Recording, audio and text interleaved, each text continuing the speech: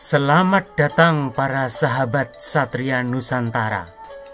Selamat berjumpa kembali. Kali ini kita akan membahas jangka Wangsa Badra, yakni Sileme Praugabus Kumambange Watu Item, atau tenggelamnya Praugabus dan munculnya batu hitam ke permukaan. Pada tahun Saka 1395 atau tahun 1473 Masehi, di bumi Lingga Jayapura atau sekarang termasuk wilayah Blora, Jawa Tengah, seorang dengan penampilan aneh, berwajah bengis dan sorot mata yang menyala-nyala, tanpa diduga merusak dan menghancurkan dua patung besar, yakni Nandiswara atau patung sapi dan Andakaswara atau patung banteng. Bekas tempat dua patung ini sekarang berada di wilayah pojok Perhutani, Desa Wulung, Kecamatan Randu Blatung, Kabupaten Blora, Jawa Tengah. Satu patung menghadap ke utara dan patung yang lainnya menghadap ke selatan. Kedua patung tersebut dibangun pada masa kekuasaan Betara Rilasem, yakni Indu Dewi Purnama Wulan. Pada waktu itu, Lingga Jayapura berada di bawah kekuasaan Keraton Lasem, sedangkan Keraton Lasem berada di bawah kekuasaan Kemaharajaan Majapahit. Indu Dewi Purnama Wulan adalah adik perempuan Raja Hayam Wuruk atau Rajasa Negara di Kerajaan Majapahit. Indu Dewi merupakan istri Pangeran Rajasa Wardana yang merupakan saudara sepupu dari Raja Hayam Wuruk.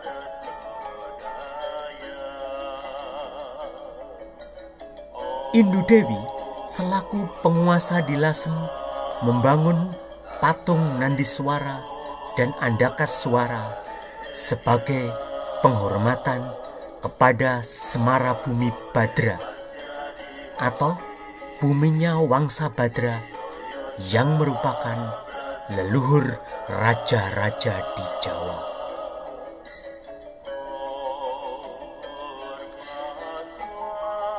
Seorang berpenampilan aneh, berwajah bengis dan sorot mata menyala-nyala tersebut adalah seorang campuran keturunan Yaman dan Mongol.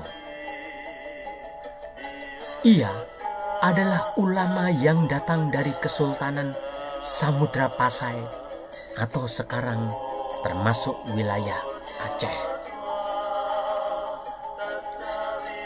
Ulama itu bernama Usman Haji. Ia merupakan putra Sunan Gresik. Sedangkan Sunan Gresik adalah kakak dari Sunan Ampel. Usman Haji kemudian disebut Sunan Udung atau Sunan Ngudung. Disebut Sunan Udung karena di kepalanya memakai tutup kepala atau kudung atau udeng. Sunan Udung tinggal di Panolan, Cepu, Blora. Sekarang termasuk wilayah Desa Jipang, Kecamatan Cepu, Kabupaten Blora, Jawa Tengah. Perusakan patung sapi dan banteng yang ukurannya sangat besar itu terjadi pada sore hari menjelang malam, tepat pada bulan ke-6 tahun Saka 1395 atau tahun 1473 Masehi. Pada saat peristiwa berlangsung, terjadi hujan deras diselingi petir yang menyambar-nyambar.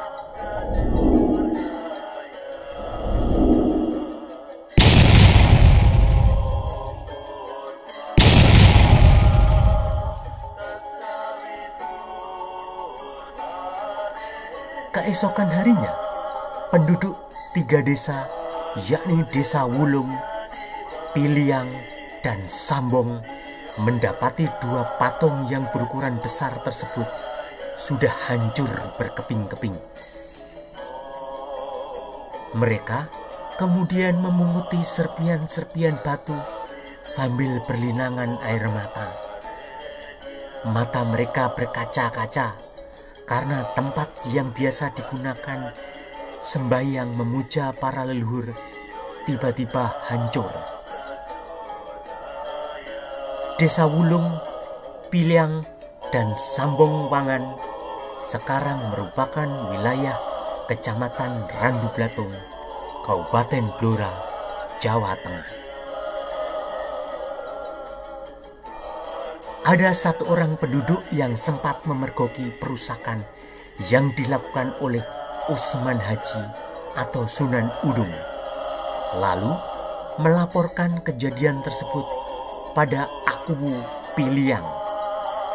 Akuwu adalah pemimpin yang memerintah ketiga desa tersebut.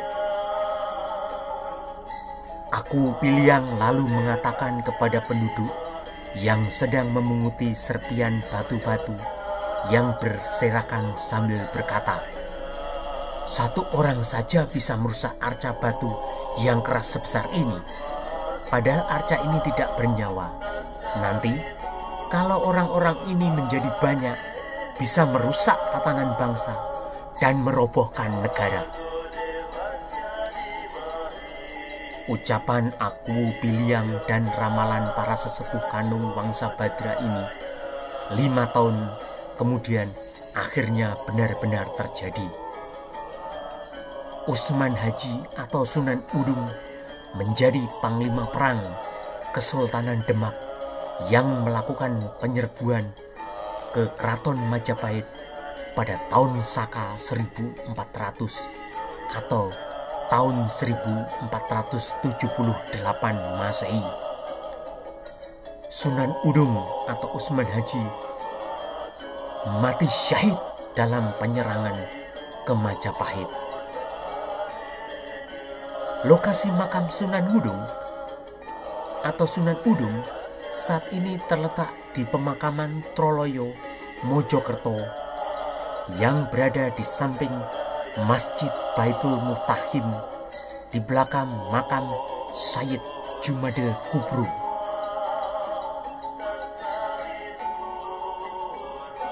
Pada waktu Keraton Majapahit di Trowulan Mojokerto jatuh ke tangan para pemberontak dari Demak, Raja Majapahit dan orang-orang kepercayaannya berhasil menyelamatkan diri. Raja Majapahit pada saat itu bergelar Singa Wikrama Wardana Dyah Suraprabawa atau disebut Kertabumi. Ia merupakan putra bungsu dari Kertawijaya. Kertawijaya dalam prasasti Waringin Pitu atau prasasti Surondakan bergelar Sri Maharaja Wijaya Parakrama Wardana Dyah Kertawijaya yang berkuasa di Kerajaan Majapahit pada tahun 1447 Masehi. Singa Wikrama Dyah Suraprabawa atau Kertabumi kemudian pada era Kesultanan Mataram Islam disebut dengan nama Prabu Brawijaya V. Jadi, penyebutan Prabu Brawijaya V terjadi sejak era Kerajaan Mataram Islam. Pelarian Prabu Brawijaya V dan orang-orang kepercayaannya berakhir di puncak Gunung Lawu. Ia dan orang-orang kepercayaannya tertangkap oleh Sunan Kudus yang saat itu menjadi panglima perang Kesultanan Demak, menggantikan ayahnya, yakni Sunan Udung atau Sunan Ngundung. Peristiwa ini terjadi pada tahun Saka 1401 atau pada tahun 1479 Masehi. Prabu Brawijaya V dan orang-orang kepercayaan yang tersisa tertangkap dan menyerah di Gunung Lawu setelah sebelumnya sempat terjadi perang sengit. Para ulama Wali Songo kemudian memerintahkan Sunan Kalijaga sebagai utusan Raden Patah membujuk Prabu Brawijaya V agar masuk ajaran Rasul atau menjadi mu'alaf. Lalu di Gunung Lawu terjadi pembicaraan segitiga antara Prabu Brawijaya V, Sunan Kalijaga, dan Empu Santibadra. Empu Santibadra adalah ayah Sunan Kalijaga. Empu Santibadra adalah seorang pejabat tinggi kerajaan Majapahit berpangkat Tumenggung. Ia merupakan pemimpin agama Buddha di Majapahit saat itu atau sebagai Dharma Diaksa Ringkasogatan. Sunan Kalijaga membujuk Prabu Brawijaya V dan ayahnya yakni Empu Santibadra untuk memeluk ajaran Rasul atau menjadi mu'alaf. Prabu Brawijaya V setelah melalui pembicaraan alot akhirnya menerima bujukan Sunan Kalijaga untuk memeluk ajaran Rasul. Sementara Empu Santibadra mengatakan pada anaknya bahwa ia tidak mau berpindah agama menjadi pengikut agama Rasul atau menjadi mu'alaf. Kemudian Empu Santibadra terlibat dalam pembicaraan panas dengan Prabu Brawijaya V.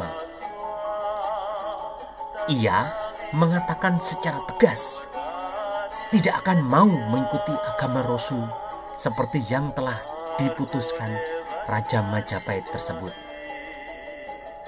Ia kemudian mengatakan kepada Prabu Brawijaya V, "Kelawan paduka Sang Nata wangsul maring sunya ruri, mung kula matur petungna ing benjang sak ungkur mami yen wus prapta kang wanci jangkep gangsal atus taun wit ing dinten menika kula gantos kang agami Rasul gama budi kula sebar ing tanah Jawa." Terjemahannya seperti ini. Adapun paduka sang raja kembali ke alam baka, hanya saja saya meminta Anda memperhitungkan bahwa sepeninggal saya, jika sudah tiba waktunya genap 500 tahun sejak saat ini, akan saya ganti agama Rasul. Agama Budi akan saya sebar di seluruh tanah Jawa. Empu Santibadra mengucapkan jangka atau sumpah tentang suatu masa, yakni 500 tahun kemudian, sejak Prabu Brawijaya V menjadi mu'alaf, akan mengembalikan ajaran budi atau ajaran berdasarkan akal budi atau kesadaran atau hati nurani. Jangka atau sumpah ini diucapkan di depan Prabu Brawijaya V dan Sunan Kalijaga dengan suara nyaring dan dilakukan dengan sepenuh hati dan sepenuh jiwa. Selesai mengucapkan sumpahnya, lalu kilat memancar di atas Gunung Lawu dan terdengar suara petir menggelegar.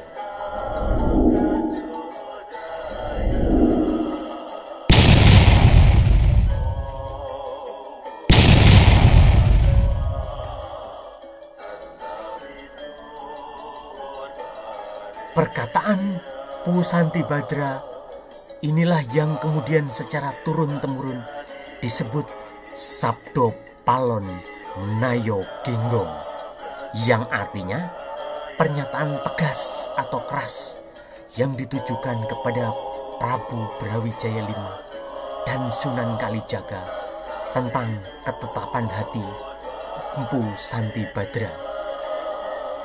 Sabdo Palon Nayo Genggong adalah ucapan yang pasti bakal terjadi dengan ada kurang lebihnya. Artinya, jangka atau ramalan ini terjadi kurang lebih 500 tahun setelah terjadi pembicaraan antara Empu Santibadra dan Prabu Brawijaya V.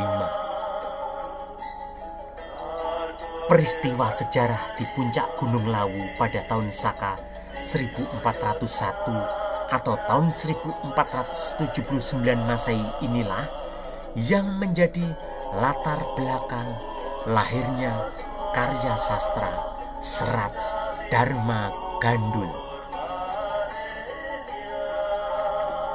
Dharma Gandul merupakan turunan dari Serat Babat Kediri yang ditulis oleh Mas Ngabehi Purbawijaya pada tahun 1832 Masehi dan dirampungkan oleh Mas Ngabehi Mangunwijaya di Wonogiri pada tahun 1932 Masehi.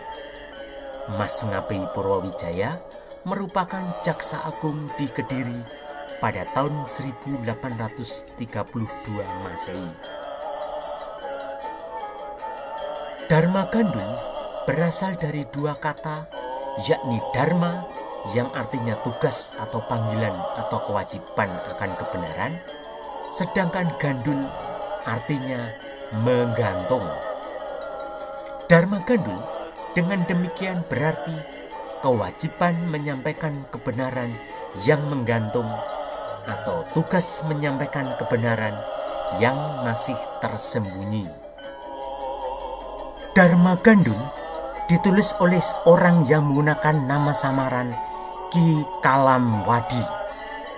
Kalam artinya waktu, sedangkan Wadi artinya rahasia. Kalam Wadi artinya rahasia yang tersembunyi oleh waktu. Kalam Wadi adalah nama samaran Raden Ngabehi Ranggawarsita yang hidup di Kasunanan Surakarta pada 14 Maret 1802 sampai dengan 24 Desember 1873. Ia adalah pujangga terbesar terakhir di tanah Jawa. Sekarang admin akan menjelaskan jangka Wangsa Badra Sileme Prau Gabus Kumambange Watu Item. Empu Santibadra sempat menyaksikan keruntuhan kerajaan Majapahit yang berpusat di Daha Kediri sepeninggal Prabu Girindrawardhana Dyah Ranawijaya dan keruntuhan kerajaan Pajajaran yang dipimpin Prabu Surawisesa pada tahun Saka 1449 atau tahun 1527 Masehi akibat serangan Kesultanan Demak yang didukung oleh Kesultanan Turki Ottoman. Setelah memperoleh kabar kedua kerajaan yang didirikan oleh leluhur orang Jawa tersebut runtuh akibat perang yang dilancarkan Kesultanan Demak yang dibantu oleh Turki Ottoman. Kemudian orang-orang Jawa juga diperintahkan untuk memeluk agama baru. Empu Santibadra mengumpulkan para sesepuh Kanung Wangsa Badra yang masih hidup. Pada tahun Saka 1449 atau tahun 1527 Masehi, berkumpullah sesepuh guru Kanung Wangsa Badra di Gunung Tapaan atau Gunung Argapura. Mereka berpradaksina atau bersembahyang kepada para Bunden Agung atau leluhur orang Jawa yang dipulasarakan di tempat tersebut. Di Punden Agung Gunung Tapaan Rembang ada 5 leluhur Jawa yang abu layonnya diletakkan di tempat itu, yakni 1.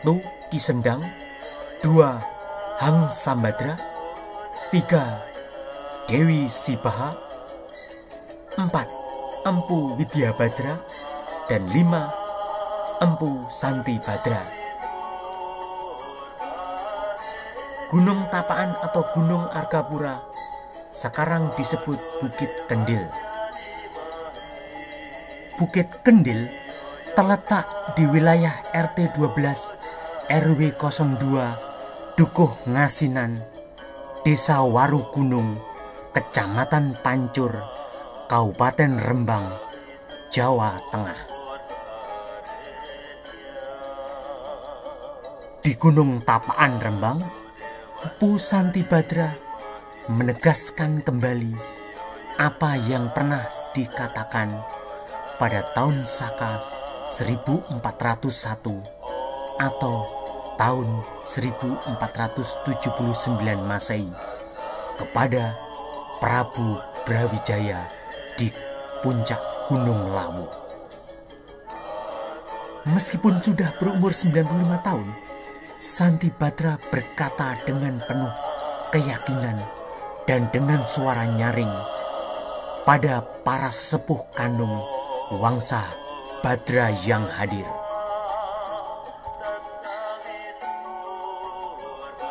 Ia berkata, "Sok yen wis ono sileme prau gabus kumambanging watu item, wiji pertiwi bakal males ukum. Bakal katon di kuningan, di mas-masan, di tamu, di sing reksa griya. Tamu tumuli tinundung lunga ing kaya kayu luar ing kemladian. Nuswantara Jayaraya Mahambara. Ning jaman iku aku wis ora ngonangi." Yang artinya, nanti kalau sudah tiba waktunya, perahu gabus akan tenggelam dan batu hitam muncul ke permukaan. Ibu Pertiwi akan memberi hukuman. Akan terlihat mana yang hanya kuningan dan mana yang sesungguhnya merupakan emas. Mana yang sebenarnya tamu dan mana yang merupakan tuan rumah. Para tamu akan disuruh pergi seperti benalu yang dibuang. Nusantara akan jaya raya kembali, tapi saya tidak akan mengalami zaman itu. Kemudian Empu Kanaikan, sesepuh kerajaan Pakuan Pajajaran yang selamat dari serangan Kesultanan Demak, Cirebon, Banten, dan Turki Ottoman, juga bersuara secara lantang. Ia berkata, "He pro among budi, Pajajaran rontak ora dadi ngopo, jalaran kalah birawa, kena apus krama culiking budi. Antenono sileme prau gabus, kumambangi watu item.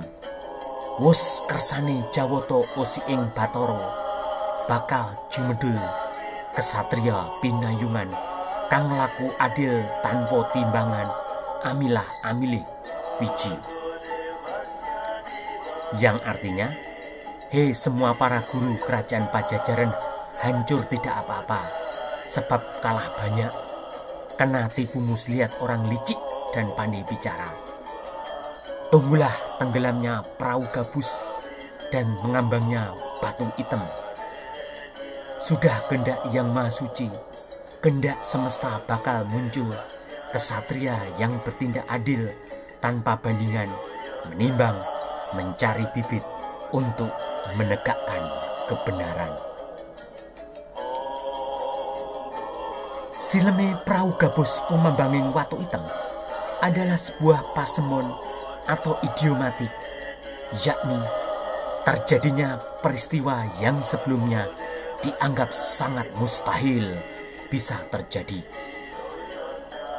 di mana pemuja kebudayaan batu hitam yang telah berkuasa selama 500 tahun akan ditinggalkan dan digantikan dengan ajaran berdasarkan akal budi, kesadaran, dan hati nurani.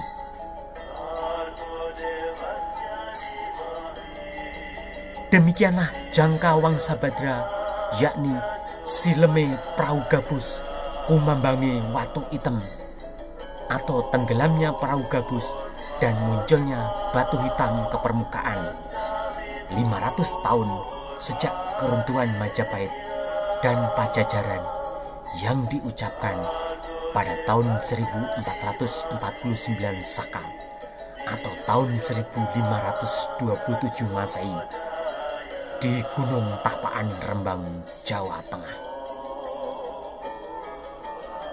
Sampai jumpa dengan video-video berikutnya. Salam dari admin Satria Nusantara.